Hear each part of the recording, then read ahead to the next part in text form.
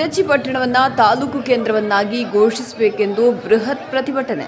ಕುಡಚಿ ತಾಲೂಕು ಹೋರಾಟ ಸಮಿತಿ ಕುಡಚಿಯವರಿಂದ ಪಟ್ಟಣದಲ್ಲಿ ಬೃಹತ್ ಪ್ರತಿಭಟನೆ ನಡೆಯಿತು.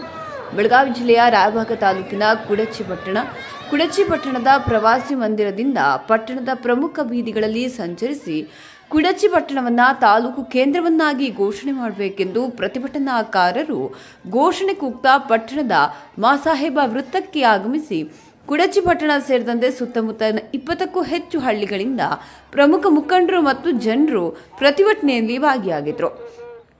ಮಾಸಾಹೇಬ ವೃತ್ತದಲ್ಲಿ ಬೇರೆ ಬೇರೆ ಹಳ್ಳಿಗಳಿಂದ ಆಗಮಿಸಿದ ಜನರು ಕುಡಚಿ ಪಟ್ಟಣ ತಾಲೂಕು ಘೋಷಣೆಯಾದರೆ ತಮ್ಮ ಅನುಕೂಲತೆಗಳ ಬಗ್ಗೆ ಅನೇಕ ಮುಖಂಡರು ಮಾತನಾಡಿದರು.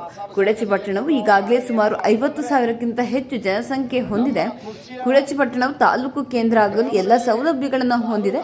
ಹೀಗಾಗಿ ಬೇಗನೆ ಸರ್ಕಾರ ಎಚ್ಚೆತ್ತು ಕುಡಚಿ ಪಟ್ಟಣವನ್ನು ತಾಲೂಕು ಕೇಂದ್ರವನ್ನಾಗಿ ಘೋಷಿಸಬೇಕೆಂದು ಬೇರೆ ಬೇರೆ ಹಳ್ಳಿಗಳ ಜನರು ತಮ್ಮ ಅಭಿಪ್ರಾಯ ವ್ಯಕ್ತಪಡಿಸಿದರು.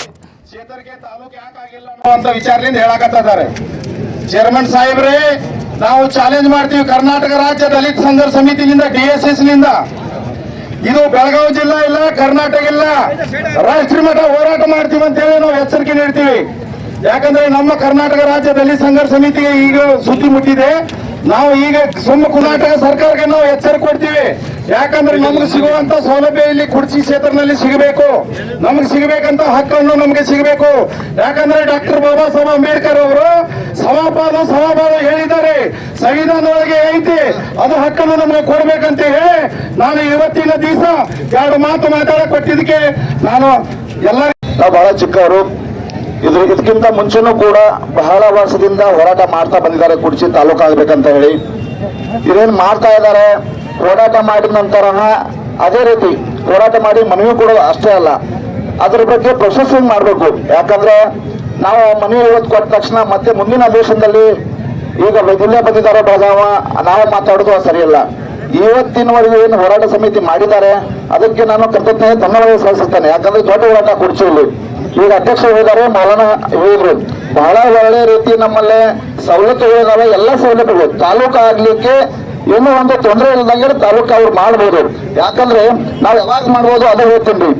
ನಾವು ಪೇಪರ್ಸ್ ನಲ್ಲಿ ಎಲ್ಲಿಂದ ಕರೆಕ್ಟ್ ಇವತ್ತು ಮನೆ ಕೊಟ್ಟರೆ ನಾಳೆ ಮನೆ ಕೊಡ್ತೀವಿ. ಮನೆ ಕೊಡೋದು ಬೇಡ, ಅದಕ್ಕೊಂದು ಹೋರಾಟ ಸಮಿತಿ ರಚನೆ ಮಾಡ್ರಿ. ಯಾರಾದ್ರೂ ಹಿರಿಯರು ಪಾಲ್ಗೊಂಡ್ರಿ, ಒಬ್ರು ಯಾರು ಹಿರಿಯರು ವಕೀಲರು ಇರ್ತಾರೆ, ಸಜೆಷನ್ ತಗೊಂಡು ಡೇ ಟು ಡೇ ವೀಕ್ಲಿ ಆದ್ರೂ ಒಂದಾದ್ರೂ ರಿವ್ಯೂ ಮೀಟಿಂಗ್ ಮಾಡ್ಕೊಂಡು ಅದ್ರ ಬಗ್ಗೆ ಏನ್ ನಡೀತಾ ಇದೆ, ಏನ್ ಮಾಡ್ಬೇಕಂತ ಮಾಡಿದ್ರೆ ಇನ್ನೂವರೆಗೂ ತಾಲೂಕು ಆಗ್ತಾ ಇತ್ತು. ನನ್ನ ಅನಿಸಿಕೆ ಹೇಳ್ತಾ ಇದ್ದೇನೆ. ಇನ್ನು ಮುಂದೆ ಈ ಏನು ಅಧಿವೇಶನದಲ್ಲಿ ಬಂದಿದ್ದಾರೆ, ಎಲ್ಲರೂ ಮಾನ್ಯ ಸಚಿವರು ಬಂದಿದ್ದಾರೆ, CM ಸಾಹೇಬರು ಬಂದಿದ್ದಾರೆ. ಈಗ ಇದರಲ್ಲಿ ಈ ಕುರ್ಚಿ ಹೋರಾಟ ಸಮಿತಿಯ ಬಗ್ಗೆ, ಕುರ್ಚಿ ತಾಲೂಕು ಆಗ್ಲಿಕ್ಕೆ ಬಗ್ಗೆ ಜನಪ್ರಿಯ ಶಾಸಕರಿದ್ದಾರೆ, ಅವರು ಕೂಡ ಈ ಸದನದಲ್ಲಿ ಧ್ವನಿ ಎತ್ತಬೇಕು. ಹಾಗೆ ಅದೇ ರೀತಿ ನಮ್ಮ ಡಿಸ್ಟ್ರಿಕ್ಟ್ ಮಿನಿಸ್ಟರ್ ಕೂಡ ಅವರು ಇದ್ದಾರೆ. ಅವರು ಕೂಡ ನಾವು ಪ್ರಸಂಗ ಬಿದ್ದಾಗ ನಾನ್ ಪಾಲಿಟಿಕಲ್ ಆಗಿ ಕುರ್ಚಿ ಬಗ್ಗೆ ನಾವು ಎಲ್ಲಿ ಬೇಕಾಗಿ ಬರ ಬೇಡಿದೀವಿ. ಎಲ್ಲರೂ ಒಂದಾಗಿ ತಾಲೂಕು ಹೋರಾಟ ಮಾಡ್ಲಿಕ್ಕೆ ನಾವೆಲ್ಲರೂ ಶ್ರಮಿಸಬೇಕು. ಈ ಹಿಂದೆ ಏನು ಶ್ರಮಿಸಿದ್ದಾರೆ ಎಲ್ಲ ಹಿರಿಯರಿಗೆ ಅವರು ಕೂಡ ನಾನು ಧನ್ಯವಾದ ಹೇಳ್ತೇನೆ. ಎಲ್ಲರೂ ಕೂಡ ಕುರ್ಚಿ ತಾಲೂಕು ಆಗ್ಲಿಕ್ಕೆ ಎಲ್ಲರೂ ಹೋರಾಡೋಣ. ನಾವೀಗ ನಮ್ದು ವಯಸ್ಸಾದ 40, ಮುಂದಿನ ನಮ್ಮ ಹುಡುಗರಿಗೂ ಸಹಿತ ಆದ್ರೂ ತಾಲೂಕ ಬರ್ಲಿ ಅಂತ ನಾವು ಆಶಿಸ್ತೇವೆ. ಯಾಕಂದ್ರೆ ನಮ್ಮ ಜೀವನ ಹೋಯ್ತು ಇದರಲ್ಲಿ ಕುರ್ಚಿ ಅಂತ. ನೆಕ್ಸ್ಟ್ ಫ್ಯೂಚರ್ ನಮ್ಮ ಹುಡುಗರಿಗೆ ನೋಡಿ, ಸಣ್ಣ ಮಕ್ಕಳು ಬಂದಾರೆ.